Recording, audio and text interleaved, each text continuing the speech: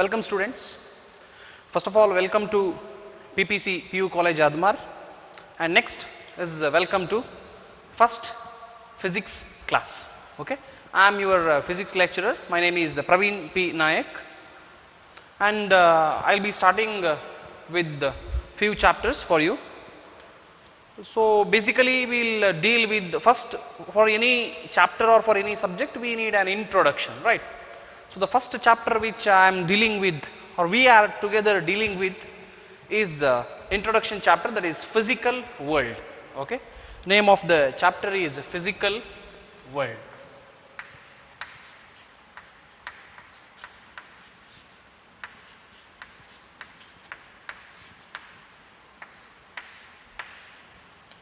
So before directly getting into the chapter or getting into physics, I have to tell you something about your PUC studies or pre-university college studies. ನೀವು ಅಂದ್ಕೊಂಡಿರ್ಬೋದು 10th ಸ್ಟ್ಯಾಂಡರ್ಡಲ್ಲಿ ಅಷ್ಟು expect ಮಾಡಿದ್ದೆ, ಇಷ್ಟೇ ಬಂದಿದೆ, ಅಥವಾ ಸ್ವಲ್ಪ expect ಮಾಡಿದೆ, ಜಾಸ್ತಿ ಬಂದಿದೆ ಅಂಥದ್ದಿದ್ದರೆ ಭಾರಿ ಒಳ್ಳೆಯದು. ಎರಡನೇ ಥರದ್ದಿದ್ದರೆ ಇಲ್ಲೊಂದು ವಿಷಯ ಏನು ಹೇಳಬೇಕು ಅಂದರೆ, ಪ್ರೀ ಯೂನಿವರ್ಸಿಟಿ ಕಾಲೇಜಲ್ಲಿ ಅದು ಸೈನ್ಸಲ್ಲಿ ಪಾಸ್ ಆಗಲಿಕ್ಕೆ ತುಂಬಾ ಸುಲಭ. ಓಕೆ, ಹೂಎವರ್ ಡಿಸೈಡ್ಸ್ ಫಸ್ಟ್, ಯಾರು ಕಾಲೇಜಿಗೆ ಬರೋದಕ್ಕಿಂತ ಮುಂಚೆನೇ ನಾನು ಫೇಲೇ ಆಗಬೇಕು ಅಂತಿದ್ದಾರೆ ಅಂಥವ್ರು ಮಾತ್ರ ಫೇಲ್ ಆಗ್ತಾರೆ ವಿನಃ ಬೇರೆ ಯಾರು ಫೇಲ್ ಆಗಲಿಕ್ಕೆ ಸಾಧ್ಯನೇ ಇಲ್ಲ. ಇದನ್ನು ಧೈರ್ಯವಾಗಿ ಹೇಳ್ತೇನೆ.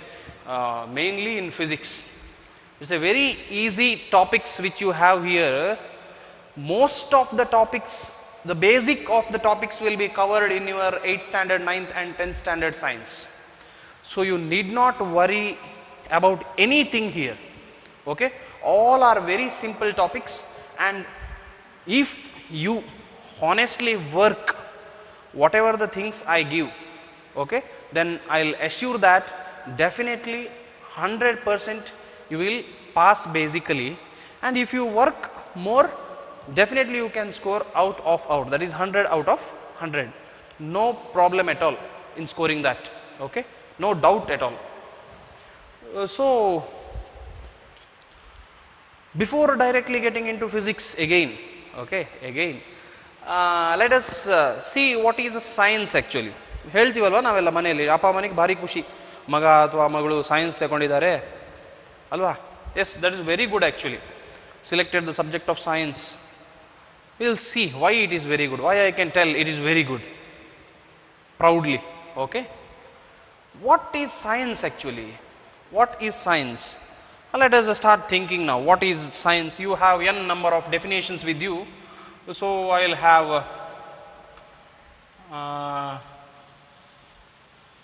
a thought about science. So what is science now?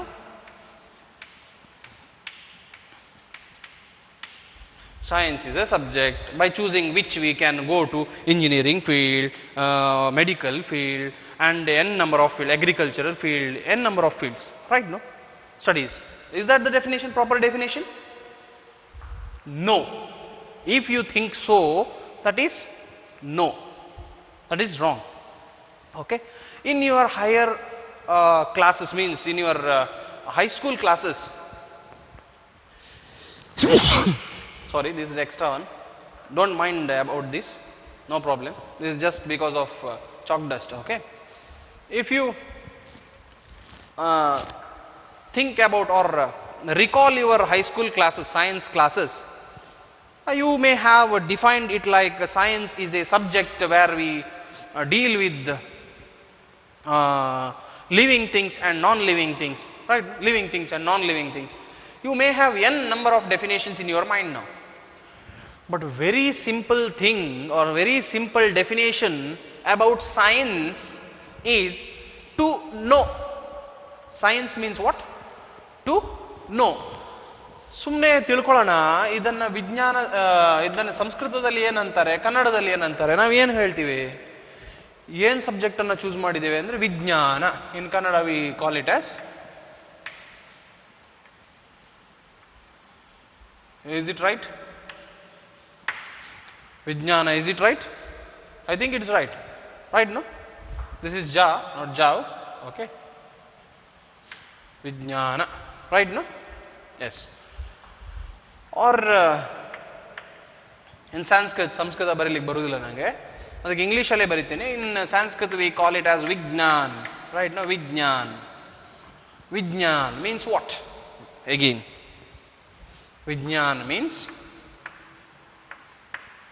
to know. So to know about what? To know about what? Right. Science means Vijnana. In Sanskrit also it is called as Vijnan. It means that to know. Okay, so we would have called this subject as Vijnan only. Why that word science came? From where that word science came? If we think about that, and if we study the history of that, we will get a name Scientia. We will get a name Scientia. Scientia means what? Scientia means again to know. In which language? Right. It is in Latin language. It is in Latin language. Okay. So science means what? To know. But I have question mark here. To know about what? To know about what? Right. So if some person knows something or has knowledge about something, then can we directly call him as a scientist? Will you agree with me if I do like that? I assume no, because you are not there in front of me here in the classroom, right? So I cannot call a person as a scientist directly if that person knows something. Okay, then if I do so, then I had to call my neighbor old lady who knows everything about everybody. Right? ಯಾರು ಆ ಕಡೆ ಹೋಗ್ತಾರೆ, ಈ ಕಡೆ ಬರ್ತಾರೆ, ಎಲ್ಲ ಗೊತ್ತಿರ್ತದೆ. ಯಾರ ಮನೆಯಲ್ಲಿ ಟಿ ವಿ ಬಂದಿರ್ತದೆ, ಎಲ್ಲ ಗೊತ್ತಿರ್ತದೆ. ಅವರನ್ನು ಯಾಕೆ ಸೈಂಟಿಸ್ಟ್ ಅಂತ ಕರೆಯೋದಿಲ್ಲ? ಅವರನ್ನು ಯಾಕೆ ವಿಜ್ಞಾನಿ ಅಂತ ಕರೆಯೋದಿಲ್ಲ? Right, no? So there is something missing. There is something missing in our definition. What is that missing term? That is the systematic study. That is the systematic study. ಯಾವ ವ್ಯಕ್ತಿ ಯಾವುದೇ ಒಂದು ವಿಷಯದ ಬಗ್ಗೆ ಸಿಸ್ಟಮ್ಯಾಟಿಕ್ ಆಗಿ, ಅಥವಾ ಏನು ಅಂತ ಕರಿಬೋದು ನಾವು, ಅದನ್ನು ಕ್ರಮಬದ್ಧವಾಗಿ ಕಲಿತಾ ಹೋಗ್ತಾನೋ ಅವನನ್ನು ವಿಜ್ಞಾನಿ ಅಂತ ಕರಿಬೋದು. We can call him as scientist. Right. I will mix here English and Kannada because so many people are like me who came from Kannada medium background. So I'll mix. Okay. So now how I can define science? I can call a person scientist if he systematically studies about something. What is that something? When we generalize, if a person studies about a car, ನಾಲ್ಕು ಚಕ್ರದ್ದು car, right? Then that person can be called as a scientist. If some person does some research in astrophysics, ಅಂದರೆ ಈ celestial ಮತ್ತು terrestrial ಎರಡೂ ಬೇಕಾಗ್ತದೆ ಅಲ್ಲಿ ಕಲೀಲಿಕ್ಕೆ. Bodies ಬಗ್ಗೆ ಯಾರು ಕಲಿತಾನೋ ಅವನನ್ನು ಸೈಂಟಿಸ್ಟ್ ಅಂತ ಕರಿತೀವಿ. ಕರೆಕ್ಟ್ ಅಲ್ವಾ? Dr. APJ Abdul Kalam, he knows everything about rocket launching, about satellites, right? No? So he can also be called as a scientist. So if we combine all such cases, then only we can define exactly what is science. So in order to generalize, I'll take, or I'll define science as the systematic study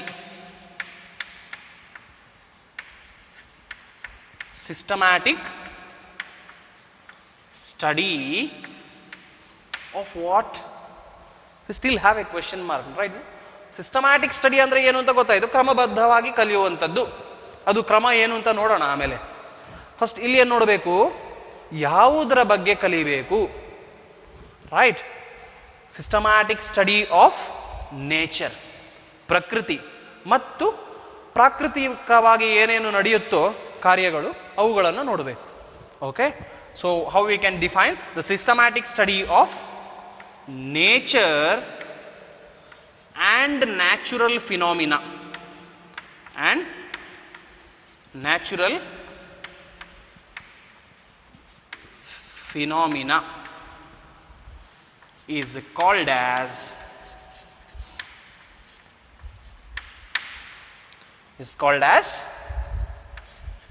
science. It's called as science.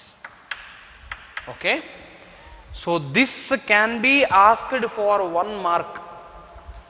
ಇಲ್ಲಿ ನಾನು ಮಧ್ಯ ಮಧ್ಯದಲ್ಲಿ ನಿಮ್ಮ ಕನ್ವೀನಿಯನ್ಸಿಗೆ ಅಥವಾ ನಿಮಗೆ easy ಆಗಲಿ ಸುಲಭ ಆಗಲಿ ಅಂತ ಹೇಳೋಕ್ಕೋಸ್ಕರ ಇಂಪಾರ್ಟೆಂಟ್ ಏನು ಅಂತ ಕೊಡ್ತೇನೆ. ಇದು ಜನರಲಿ ಕೇಳುವಂಥದ್ದು 1 ಮಾರ್ಕಿಗೆ ಯಾವುದೇ ಸಬ್ಜೆಕ್ಟಲ್ಲಾದರೂ ಕೂಡ. ಫಸ್ಟ್ ಟೆಸ್ಟ್ ಏನು ಬರ್ತದಲ್ವ, ಫಸ್ಟ್ ಟೆಸ್ಟ್ ನಿಮಗೆ ಅದರಲ್ಲಿ ಕೇಳ್ತಾರೆ most of the times. They will not ask this, may not ask, I can't tell not, they will not ask, may not ask for final exam, but for first unit test and all, these type of questions are common because from this chapter we have a weightage of not more than 2 marks. Not more than 2 marks. 2 ಮಾರ್ಕ್ಸಿಗೆ ಕೇಳುವಂಥದ್ದು ಯಾವುದಾದ್ರೂ ಒಂದು definition ಕೇಳ್ಬೋದು, ಅಥವಾ ನಾವಿನ್ನು ಮುಂದೆ ಕಲಿತಾ ಹೋಗ್ತೇವೆ ಆಗ ನಾನು ಹೇಳ್ತೇನೆ ನಿಮಗೆ ಏನು ಕೇಳ್ಬೋದು ಅಂತ. Okay, so what is science, how we can define science? The systematic study of nature and natural phenomena is called as science. So ಇಲ್ಲಿ 2 ವಿಷಯದ ಬಗ್ಗೆ ನೋಡಬೇಕು ನಾವು. We have to concentrate on 2 things. One is systematic study and other one is nature and natural phenomena. Systematic study ಒಂದಾದರೆ ಇನ್ನೊಂದೇನು, nature and natural phenomena. ಫಸ್ಟಿಗೆ ನೋಡೋಣ what is a systematic study ಅನ್ನೋದನ್ನು. Let us first see what is systematic study. Okay, so I'll rub this and I'll write that method or system, how we can study systematically. Okay, please make a note of this. Need not draw this diagram and all, you just write in your style. This is my style. Okay, there is no copyright, you can copy this also.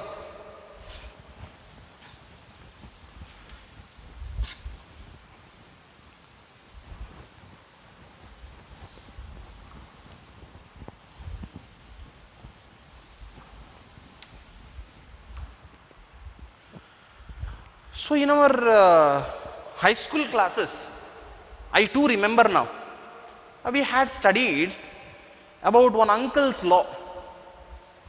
Who is that uncle? He is Ohm uncle. What is his name? Ohm uncle. So his law is very popular with the name Ohm's law. I am not teaching Ohm's law here now. This I am explaining just because to make you understand how science or nature and its phenomena can be studied systematically. Okay, how? The question is how science can be understood systematically.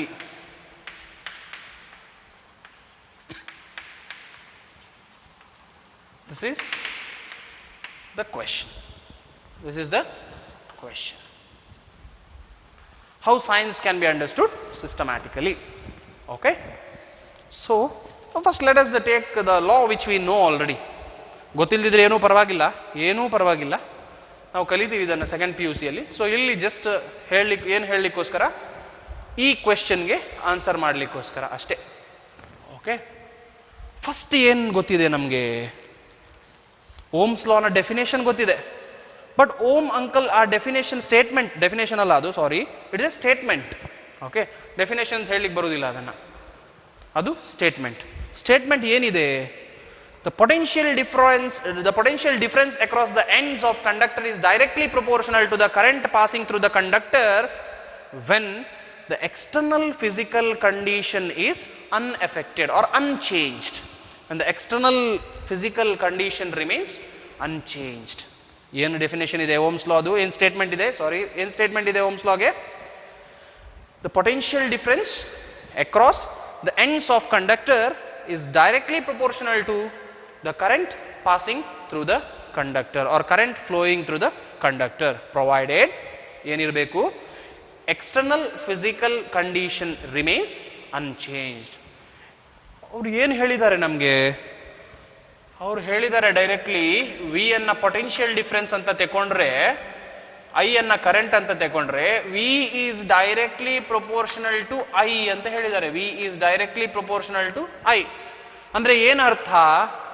V ಹೇಗೆ change ಆಗುತ್ತೋ, potential difference ಅಥವಾ current flow ಹೇಗೆ change ಆಗುತ್ತೋ, potential difference ಅದೇ amount ಅಲ್ಲಿ change ಆಗ್ತದೆ. ಅರ್ಥ ಆಗ್ತಿದೆಯಾ? If I is changed with some amount, then potential difference is also changed with the respective amount. ಅಷ್ಟೇ ಇರ್ತದೆ. ಈಗ ಇದು ಏನಾಗ್ತದೆ? ವಿ ಈಸ್ ಈಕ್ವಲ್ ಟು ಅಥವಾ ವಿ ಬೈ ಐ ತಗೊಂಡ್ರೆ directly, this will be a constant. V by I ratio ಯಾವಾಗಲೂ constant ಇರುತ್ತೆ. ಇದನ್ನು ಹೇಳಿದ್ದಾರೆ ಓಮ್ಸ್ ಲಾ ಅಲ್ಲಿ. ಕರೆಕ್ಟ್ ಅಲ್ವಾ? ಇದನ್ನು ಹೇಗೆ ಹೇಳಿದ್ರು ಅವರು? Using what steps he told this thing? ಏನು ಮಾಡ್ತಾರೆ? ಒಂದು ಕಂಡಕ್ಟರನ್ನು ತಗೊಳ್ತಾರೆ, ಬೇಕಲ್ವಾ? The potential difference across the ends of conductor ಅಂತ ಹೇಳಿದ್ದಾರೆ. So we need A conductor. ಈ ಕಂಡಕ್ಟರ್ ಒನ್ ಎಂಡ್ ಇದೆ, ಇನ್ನೊಂದು ಎಂಡ್ ಇಲ್ಲಿದೆ. ಓಕೆ, ಇದು ಪಾಯಿಂಟ್ ಎ ಅಂತ ತಿಳ್ಕೊಂಡ್ರೆ ಇದು ಪಾಯಿಂಟ್ ಬಿ ಆಗುತ್ತೆ. ನಾನು ಇಟ್ಟದ್ದು ಆಗೋದಿಲ್ಲ, ಅದು ನಾನು ಇಟ್ಟದ್ದು. Okay, so this is point A and this is point B. This is just a conductor. So ಇದಕ್ಕೆ ಒಂದು ಏನು ಕೊಡಬೇಕು? ಇಲ್ಲಿ ಒಂದು ಮಿಲಿ ಆಂಪೀಟರ್ ಕೊಡ್ತಾರೆ. ಪಾಸಿಟಿವ್ ನೆಗೆಟಿವ್ ಇರ್ತದೆ. ಇಲ್ಲಿ ಪಾಸಿಟಿವ್ ಕನೆಕ್ಟ್ ಮಾಡ್ತೇನೆ, ನೆಗೆಟಿವ್ ಕನೆಕ್ಟ್ ಮಾಡ್ತೇನೆ. ಬ್ಯಾಟ್ರಿ ಇದು ಇಲ್ಲಿ ಹೀಗೆ ಬರ್ತದೆ, positive negative. This is A battery. ಇದೆಲ್ಲ ಜಸ್ಟ್ ಸರ್ಕ್ಯೂಟ್. ಓಕೆ, ಈ ಥರ ಕನೆಕ್ಷನ್ ಮಾಡಲಿಕ್ಕೆ ನೀವು ಮಾಡಿರ್ತೀರಿ 10th ಸ್ಟ್ಯಾಂಡರ್ಡಲ್ಲಿ. ಸೊ ನೆಕ್ಸ್ಟ್ ಏನು ಮಾಡ್ತೇನೆ? ಇಲ್ಲಿಗೆ ಒಂದು ವೋಲ್ಟ್ ಮೀಟರನ್ನು ಹಾಕಬೇಕು. I have to connect a volt meter here like this. So what I will get? This milli amp meter reads current. ಅಯ್ಯಯ್ಯೋ, ಹೇಗೆ ಓದುತ್ತೆ ಮಿಲಿ ಆಂಪೀಟರ್ ಕರೆಂಟು? ಇದು ಏನು ಕೆಲಸ ಮಾಡುತ್ತೆ ಗೊತ್ತಾ? ಬಸ್ಗೆ ಟೈಮ್ ಕೀಪರ್ ಅಂತ ಇರ್ತಾರೆ, ಗೊತ್ತಾ ನಿಮಗೆ? ಬಸ್ಗೆ ಟೈಮ್ ಕೀಪರ್. ಬಸ್ ಸ್ಟ್ಯಾಂಡಿಗೆ ಹೋದ ತಕ್ಷಣ ದಾಯ ಮಾರೆ ಲೇಟ್ ಆಂಡ್ ಅಂತ ಹೇಳ್ತಾರೆ, ಕರೆಕ್ಟಾ? ಅವ್ರು ಏನು ಮಾಡೋದು? ಎಷ್ಟು ಬಸ್ ಹೋಗಿದೆ ಅಂತ ನೋಡೋದು. ಇದು ಏನು ಮಾಡುತ್ತೆ? Milli ammeter or ammeter, it works like bus time keeper. ಅಂದರೆ ಇಲ್ಲಿಂದ ಚಾರ್ಜಸ್ ಹೊರಡುವುದು. Always the charges will start jogging from positive terminal and it has to reach milliammeter because it is connected in the way of charges. Correct ಅಲ್ವಾ? Milliammeter ಆಗಿನೇ ಬರಬೇಕು, bus ಸ್ಟ್ಯಾಂಡಿಗೆ ಹೋಗಿನೇ ಬರಬೇಕು bus. Correct ಅಲ್ವಾ? So it has to pass through milli ammeter count ಮಾಡ್ತದೆ ಎಷ್ಟು charge pass ಆಗಿದೆ ಅಂತ. ಅದಕ್ಕೆ ಇಲ್ಲಿ ಪಾಸಿಟಿವ್ ಚಾರ್ಜ್ ಹಾಕಿದ್ದು, ಪಾಸಿಟಿವ್ ಟರ್ಮಿನಲ್ ಹಾಕಿದ್ದು. ಪಾಸಿಟಿವ್ ಟರ್ಮಿನಲ್ ಯಾಕೆ ಅಂದರೆ ಚಾರ್ಜನ್ನು ಎಳ್ಕೊಳ್ಳಿಕ್ಕೆ ಅದರ ಕಡೆಗೆ. ಓಕೆ, ಪಾಸಿಟಿವ್ ಅಂದರೆ ತೆಗೊಳ್ಳೋದು, ನೆಗೆಟಿವ್ ಅಂದರೆ ಕೊಡೋದು. ಇಲ್ಲಿ ಈ ಕೇಸಲ್ಲಿ ಓಕೆ. ಸೊ ಪಾಸಿಟಿವ್ ಟರ್ಮಿನಲಿಂದ ಚಾರ್ಜಸ್ ಬರುತ್ತೆ, ಬಂದು ಮಿಲಿ ಆಂಪೀಟರ್ಗೆ ಹೋಗುತ್ತೆ. ಮಿಲಿ ಆಂಪೀಟರ್ ಲೆಕ್ಕ ಮಾಡ್ತದೆ, ಮಾಡಿ ಎಷ್ಟು ಅಂತ ಹೇಳ್ತದೆ. ಅದು ಯಾವುದು ಚಾರ್ಜಸನ್ನು ತಿನ್ನುವುದಿಲ್ಲ, ಯಾವುದೇ ಚಾರ್ಜಸನ್ನು ತಿನ್ನುವುದಿಲ್ಲ, ಅದು ಹಾಗೆಯೇ ಮುಂದಕ್ಕೆ ಕಳಿಸ್ತದೆ. ಮುಂದಕ್ಕೆ ಕಳಿಸುವಾಗ ಏನಾಗ್ತದೆ? It will pass through this conductor.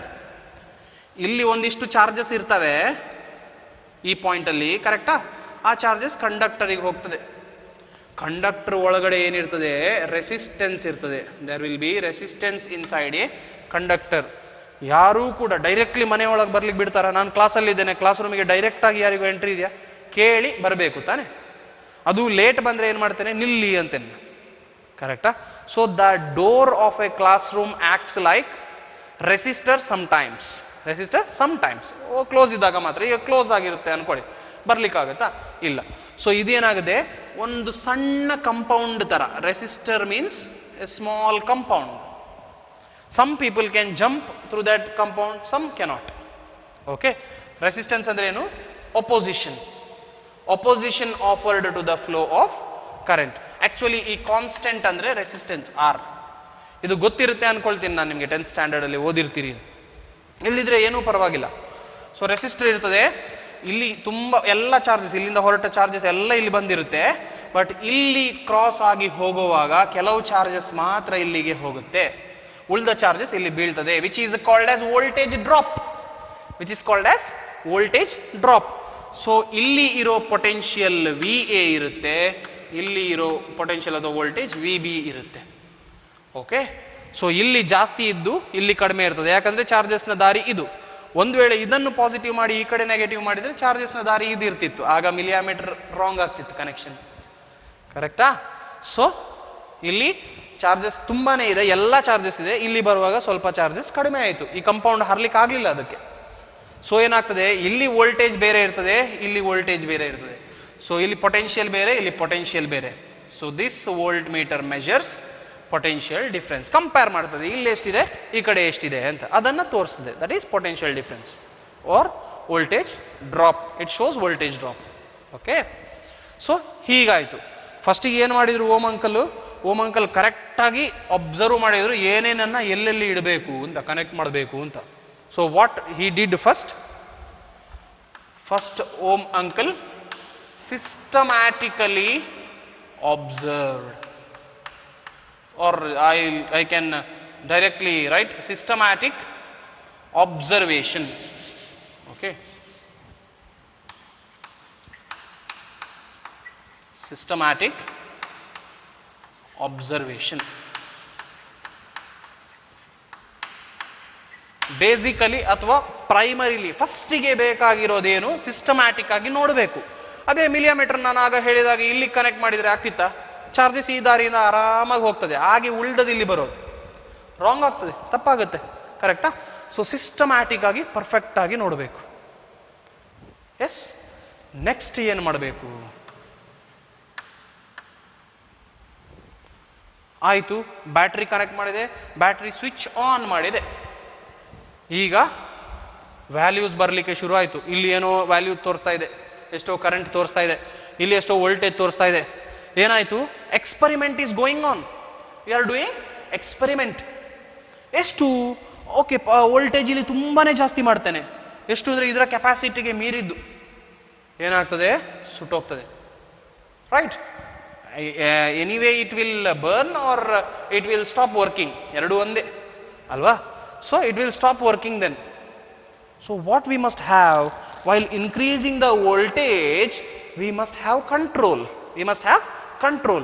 So ಈ ಎಕ್ಸ್ಪರಿಮೆಂಟ್ ಮಾಡೋದನ್ನ ಏನು ಮಾಡಬೇಕು?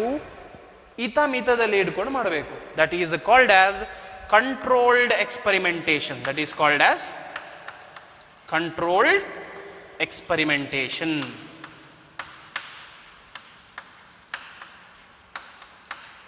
ಕಂಟ್ರೋಲ್ಡ್ ಎಕ್ಸ್ಪರಿಮೆಂಟೇಷನ್ ಆಯಿತು. ಎಕ್ಸ್ಪರಿಮೆಂಟೇಷನ್ ಆಯಿತು, ವ್ಯಾಲ್ಯೂಸ್ ಸಿಕ್ತು ಅಂದ್ಕೊಳ್ಳಿ. ವ್ಯಾಲ್ಯೂಸ್ ಸಿಕ್ತು, ಈ ಥರ ಒಂದು ವ್ಯಾಲ್ಯೂ ಸಿಗುತ್ತೆ ನಮಗೆ. ನಮಗೇನು ಬೇಕಾಗಿರೋದಿಲ್ಲಿ? ವೋಲ್ಟೇಜ್ ಬೇಕು, ಕರೆಂಟ್ ಬೇಕು. ಕರೆಕ್ಟ್ ತಾನೆ? ವೋಲ್ಟೇಜ್ ಬೇಕು, ಕರೆಂಟ್ ಬೇಕು. ಸೊ ಇಲ್ಲಿ I will take voltage which is represented by V and current which is represented by I. Current represented by I. ಕರೆಂಟನ್ನು ನಾನು ಮಿಲಿ ಆ್ಯಮೀಟರ್ ಯೂಸ್ ಮಾಡಿದ್ರಿಂದ ಇನ್ ಮಿಲಿ ಆ್ಯಂಪ್ಸ್ ಬರಿತೇನೆ. Milli ammeter use ಮಾಡಿದ್ರಿಂದ milli ಆ್ಯಂಪಿಯರ್ಸಲ್ಲಿ current ಬರಿತೇನೆ. So voltage 1 volt ಇರುವಾಗ ಇಲ್ಲಿ, ಅಥವಾ ಕರೆಂಟ್ 1 ಮಿಲಿ ಆ್ಯಂಪಿಯರ್ ಇರುವಾಗ ವೋಲ್ಟೇಜ್ 1 ವೋಲ್ಟ್ ಆಗ್ತದೆ. ಕರೆಂಟ್ 2 ಮಿಲಿ ಆ್ಯಂಪಿಯರ್ ಇರುವಾಗ ವೋಲ್ಟೇಜ್ 2, ಸುಮ್ಮನೆ ಡಮ್ಮಿ ವ್ಯಾಲ್ಯೂ. 3 ಮಿಲಿ ಆ್ಯಂಪಿಯರ್ ಇರುವಾಗ ವೋಲ್ಟೇಜ್ 3 ವೋಲ್ಟ್ಸ್. 4 ಮಿಲಿ ಆ್ಯಂಪಿಯರ್ ಇರುವಾಗ ವೋಲ್ಟೇಜ್ 4 ವೋಲ್ಟ್ಸ್. ಈ ಥರ ವ್ಯಾಲ್ಯೂ ಬಂತು ಅಂದ್ಕೊಳ್ಳಿ. ರೈಟ್ನು? ಈ ಥರ ಬಂತು. ಸೊ ಇದನ್ನು ನಾವು ಹೇಗೆ ನೋಡೋದು? V is directly proportional to I ಅಂತ ನೋಡಬೇಕಾದ್ರೆ we need to plot a graph. We need to plot a graph. Correct ಅಲ್ವಾ? ಸೊ ಗ್ರಾಫ್ ಅನ್ನು ಹಾಕೋಣ ಇಲ್ಲಿ. This is current in milli ampere along Y axis ತಗೊಂಡೆ ನಾನು, ಯಾಕೆ ನೋಡೋಣ ಆಮೇಲೆ. Okay, this is voltage along X axis. ಈಗ ಈ ವ್ಯಾಲ್ಯೂಸನ್ನು ಈ ಗ್ರಾಫ್ ಒಳಗೆ ಫಿಟ್ ಮಾಡಬೇಕು. So what we need to do ನಾವ್, I need to take scale. I need to take scales. ಅಂದರೆ ಎಷ್ಟು ಇದನ್ನು ಹಿಡಿಸ್ಬೇಕಾದ್ರೆ ಏನೇನು ತಗೊಳ್ಬೇಕು. ಇಲ್ಲಿ ಡೈರೆಕ್ಟ್ ವೋಲ್ಟೇಜನ್ನು ನಾನು 1 2 3 4 ಅಂತ ತಗೊಂಡೆ ಅನ್ಕೊಳ್ಳಿ. 1 2 3 4. ಕರೆಂಟನ್ನು ಹೇಗೆ ತಗೊಳ್ಳೋದು, ಎನಿವೇ ಇಲ್ಲಿ ಮಿಲಿ ಆಂಪಿಯರ್ ಅಂತ ಬರೆದಾಗಿದೆ. So directly I will take 1 2 3 4. ಬೇರೆ ವ್ಯಾಲ್ಯೂಸ್ ಇದ್ದಿದ್ದಾದರೆ ಸ್ಕೇಲ್ ಬೇರೆ ಆಗಬೇಕಿತ್ತು. ಸೊ ಏನು ಮಾಡಬೇಕು, ಆ ವ್ಯಾಲ್ಯೂಸನ್ನು ಗ್ರಾಫ್ ಒಳಗೆ ಫಿಟ್ ಮಾಡಬೇಕಾದ್ರೆ I need to think about 2 things. That is quality of graph, what I get. ಸಣ್ಣ ಹಾಕಿದರೆ ಕ್ವಾಲಿಟಿ ಸಿಗುತ್ತಾ, ಚೆನ್ನಾಗಿ ಸಿಗುತ್ತಾ ಕರು, ಇಲ್ಲ. ಇನ್ನೊಂದು ಕ್ವಾಂಟಿಟಿ, ಕ್ವಾಲಿಟಿ ಮತ್ತು ಕ್ವಾಂಟಿಟಿ ಬಗ್ಗೆ ಗಮನಿಸಬೇಕು. ಕರೆಕ್ಟ್ ಅಲ್ವಾ.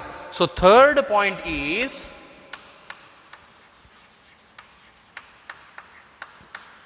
qualitative and quantitative reasoning. Qualitative and quantitative reasoning.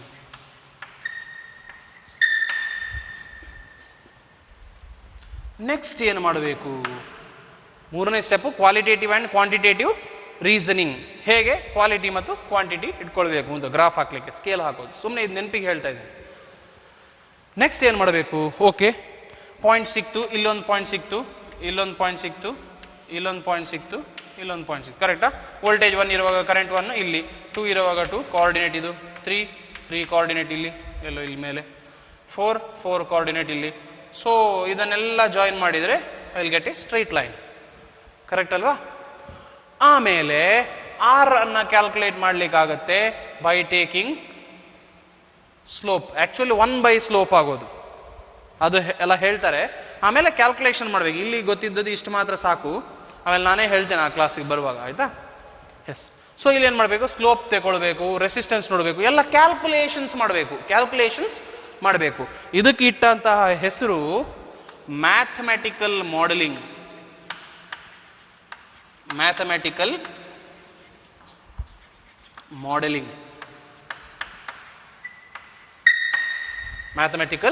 Modelling ಅಂದರೆ ಏನು, ಈಕ್ವೇಷನ್ಸ್ ಕೊಡೋದು. ನೋಡಿ ಇಲ್ಲಿ V/I ಈಕ್ವೇಷನ್ ಕೊಟ್ಟದ್ದು, ಅದು ಮ್ಯಾಥಮೆಟಿಕಲ್ ಮಾಡೆಲಿಂಗ್ಗೆ.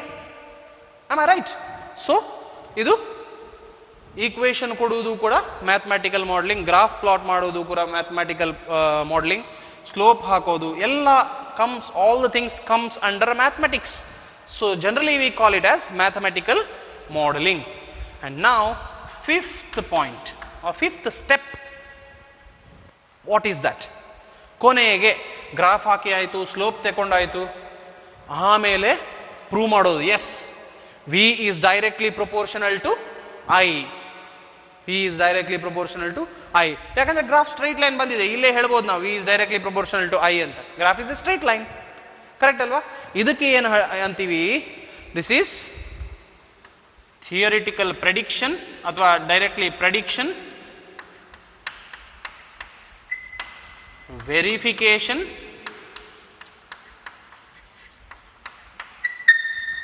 and falsification, and ಬೇಡ, or falsification.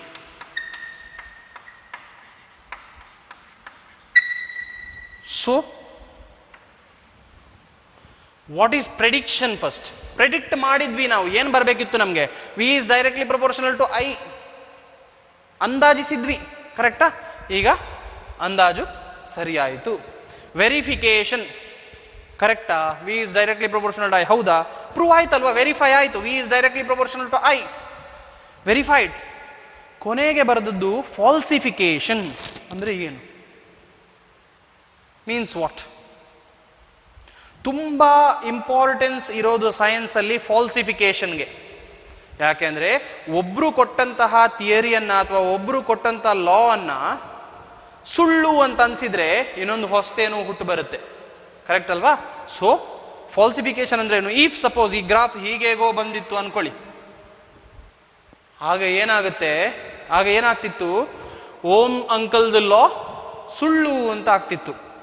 ಕರೆಕ್ಟಾ? that such type of proof is called as falsification. Okay, so mainly we have to concentrate on these 5 steps. So these 5 steps in combination are called as scientific method. So scientific method involves these 5 steps, involves these 5 steps. Okay, ಇದನ್ನು 5 ಕೂಡಿಕೊಂಡು ನಾವು scientific method ಅಂತ ಕರಿತೀವಿ. We will call it as scientific method. Okay, so this is very important for 2 marks. Very important for 2 marks. Okay, mention the steps involve. Mention ಅಂತ ಕೊಡ್ತಾರೆ, ಈ explanation ಎಲ್ಲ ಕೇಳುವುದಿಲ್ಲ. This is just for your understanding I explain. Okay, so ಇಲ್ಲಿ ಏನು ಮಾಡಬೇಕು, ಇಲ್ಲಿ just ಈ ಸ್ಟೆಪ್ಸನ್ನು ಬರಿಬೇಕು. ಫಸ್ಟ್ ಸ್ಟೆಪ್ ಏನು, ನಿಮಗೆ ನೆನಪಲ್ಲಿ ಉಳಿಲಿ ಅಂತ ಇದನ್ನು ಹೇಳಿದ್ದು. ಫಸ್ಟ್ ಸ್ಟೆಪ್ ಏನು, ಸಿಸ್ಟಮ್ಯಾಟಿಕ್ ಅಬ್ಸರ್ವೇಷನ್, ಕರೆಕ್ಟಾಗಿ ನೋಡ್ಕೊಳ್ಬೇಕು. Second one is controlled experimentation. ಮೂರನೇದು qualitative and quantitative reasoning. Fourth one is mathematical modeling, equation, mathematical modeling. Fifth one is prediction, verification or falsification. Predict ಮಾಡಿದ್ದು ಸರಿಯಾ ಅಂತ ನೋಡೋದು, ವೆರಿಫೈ ಮಾಡೋದು, ಅಥವಾ ಬರಲಿಲ್ಲ ಅಂದರೆ ತಪ್ಪು ಅಂತ ಹೇಳೋದು, falsification. Right. So these are the 5 steps involved in scientific method. So we'll finish our class here, this session. So next ಸೆಷನಿಗೆ ಬರುವಾಗ ಅಥವಾ ಈ ವಿಡಿಯೋ ನೋಡಿದ ತಕ್ಷಣ ಇದನ್ನು steps involved in scientific method 5 3 times ಬರೀಬೇಕು. ಮತ್ತು ಡೆಫಿನೇಷನ್ ಆಫ್ ಸೈನ್ಸನ್ನು 2 ಸಲ ಬರೆದು ತೋರಿಸಿದ್ರೆ ಸಾಕು. ಬರೆದು ಏನು ಮಾಡಬೇಕು, ಫೋಟೋ ತೆಗೆದು ನನ್ನ ಪರ್ಸನಲ್ ನಂಬರ್ಗೆ ಕಳಿಸ್ಬೇಕು. Okay, that is home work for you. ಈಗ ಮಾತ್ರ, ಈ ಲಾಕ್ಡೌನ್ ಪೀರಿಯಡಲ್ಲಿ ಮಾತ್ರ. Okay, yes, thank you.